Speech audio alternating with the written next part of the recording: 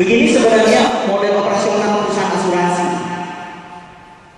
Ketika si tertanggung merasa perlu memindahkan risikonya, risiko kehilangan mobil, maka Anda mendatangi perusahaan asuransi, sepakat, maka Anda akan membayar premi atau premium. Premium itu seolah-olah seperti harga yang Anda bayarkan dalam suatu jual beli sebenarnya. Oke? Dan premium itu masuk ke akunnya perusahaan asuransi, sepenuhnya menjadi milik perusahaan asuransi. Jadi dengan membayar premi itu, Anda setuju misalnya membayar premi 1% dari harga mobil untuk dengan memindahkan risiko sebesar harga mobil Anda itu. Dari sinilah sebenarnya persoalan riba itu muncul juga, karena mungkin rata-rata harga premi yang dibayarkan untuk mobil katakanlah 3% dari harga mobil. Itu adalah premi yang kita bayar. Itu harga yang kita bayar. Sementara nanti kalau terjadi total loss, Anda bisa mengklaim sampai 100%. Jadi terjadi pertukaran yang tidak seimbang sebenarnya antara 3% dan 100%. Full harga mobil dengan hanya 3% harga mobil premi. Disitulah sebagian ulama mengatakan di sini ada riba, karena pertukaran uang dan uang tetapi tidak tepat sama. Begitu. Kemudian juga ada gharar. Gharar di sini ada dua macam. Pertama, ada ulama mengatakan gharar ini berkaitan dengan curangnya perusahaan asuransi, karena biasanya kalau Anda lihat sebagian besar polis asuransi tulisannya kecil, terus bahasanya juga susah dimengerti. Bahkan mungkin orang yang menulis itu juga nggak ngerti apa yang dimaksud. Jadi terjadi informasi yang asimetris sebenarnya. Perusahaan asuransi lebih memahami banyak hal daripada kliennya. Itu ada gharar. Jadi dari sisi Anda sebagai tertanggung ada gharar, tidak pastian. Tapi kita kembali ke ke definisi risiko tadi. Definisi risiko itu sendiri oleh orang asuransi didefinisikan sebagai ketidakpastian terjadinya loss. Jadi sebenarnya gharar itu seperti bagi asuransi adalah seperti konten yang mau nggak mau memang ada, nggak bisa dihilangkan. Sekarang yang harus kita temukan solusi adalah bagaimana caranya mengendalikannya, menghandlenya yang sejalan dengan syariat. Begitu, kurang lebih begitu. Kemudian ada maisir, terutama dari sisi perusahaan asuransi. Para ulama beranggapan bahwa dengan demikian perusahaan asuransi itu sebenarnya sepanjang waktu melakukan perjudian, karena mengandalkan nasibnya, keuntungannya, hidupnya pada terjadi atau tidak terjadinya musibah pada kliennya. Ini sama juga dengan berjudi. Kalau banyak terjadi loss pada 1 tahun, kita rugi. Tapi kalau tidak terjadi loss atau terjadi kerugiannya sedikit saja, perusahaan asuransi untung. Jadi untung dan rugi ditentukan oleh musibah yang terjadi pada pihak lain. Jadi ini dianggap sesuatu yang juga tidak sesuai dengan syariah. Walaupun secara guyon orang asuransi juga bilang sebenarnya orang asuransi itu semuanya mestinya masuk surga. Walaupun dia bekerja di asuransi konvensional. Kenapa? Ketika Anda selesai memindahkan risiko Anda kepada perusahaan asuransi, si underwriter atau perusahaan asuransi tadi akan sepanjang waktu selama 1 tahun akan berdoa semoga tidak terjadi apa-apa. Jadi kami selalu mendoakan kebaikan bagi Anda semua. Jadi kurang apa lagi? Oke.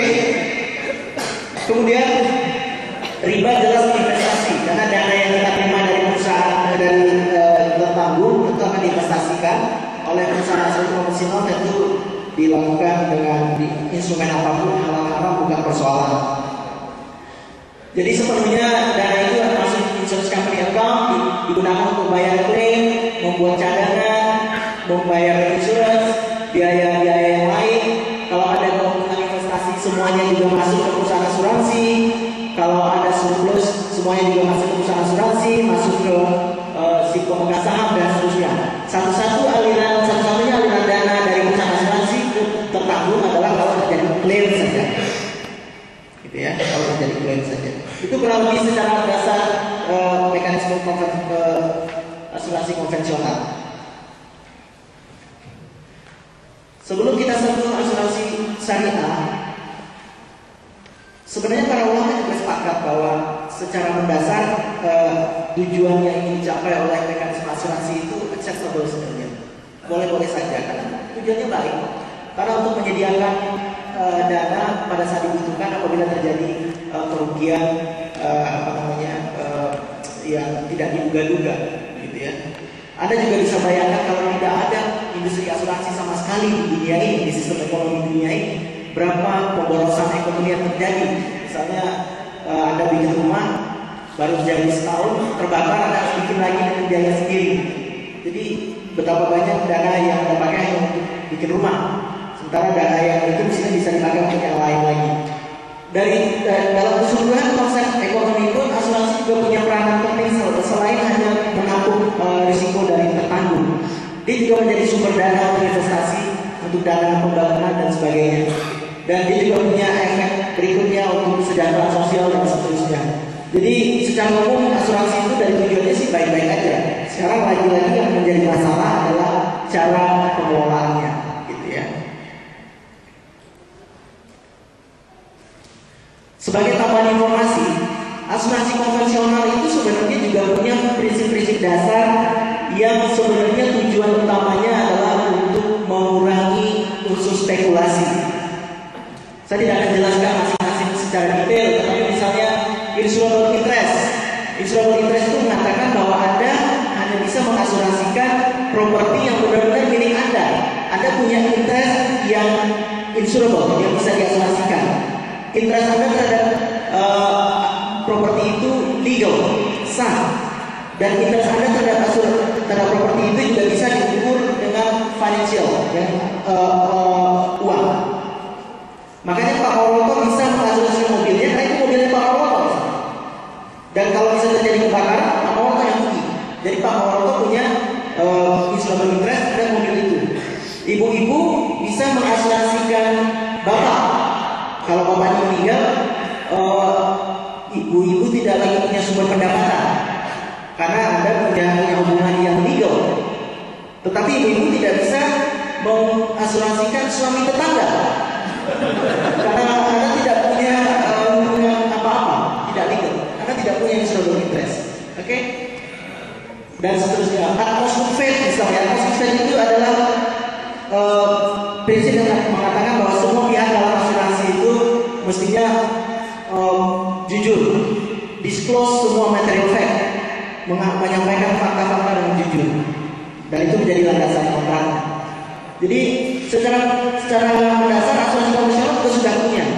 Tetapi ketika asuransi konvensional ini digabungkan dengan konsep komersial, karena perusahaan asuransi adalah perusahaan komersial yang mengejar keuntungan sebesar-besarnya, maka basic principle ini banyak yang akhirnya harus terjadi pada prakteknya, banyak kompromi yang akhirnya menyebabkan terjadi kekacauan ekonomi, gitu ya.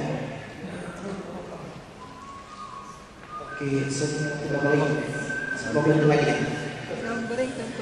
Class of insurance nggak terlalu penting. Ada life, ada general ya. Tapi di asli takaful kita mengenalnya family takaful dan general takaful. Sekarang kita masuk ke Islamic insurance. Secara definisi ini definisi Islamic insurance adalah sistem di mana partisipan adalah peserta mendonasikan sebagian atau semua kontribusinya. Kontribusi itu untuk mengalihkan premi yang digunakan untuk membayar klaim yang diterima oleh sebagian peserta. Ya. Dan company's role, peran perusahaan asuransi dibatasi hanya pada managing insurance operation, hanya sebagai manajer, tidak lagi sebagai tidak lagi sebagai penanggung. Yang terjadi di takaful adalah seperti ini, secara praktek. Ketika Anda datang ke perusahaan asuransi, ke perusahaan takaful, Anda sebenarnya tidak lagi membeli polis karena itu bukan kontrak jual beli, tetapi sebenarnya Anda